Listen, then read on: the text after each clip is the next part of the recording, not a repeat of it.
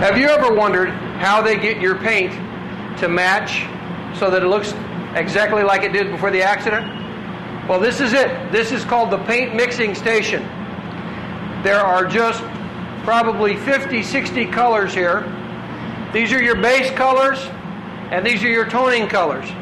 And they have tons of these paint match strips.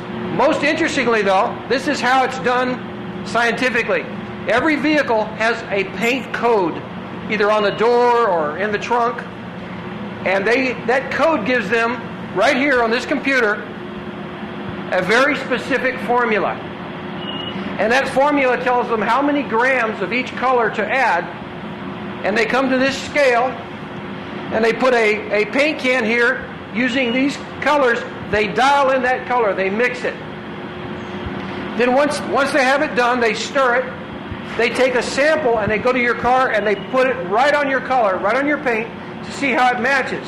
And once they have that completed, they'll add any minor alterations that need to be done, just a little bit of this color, a little bit of that color, until they dial it in perfectly.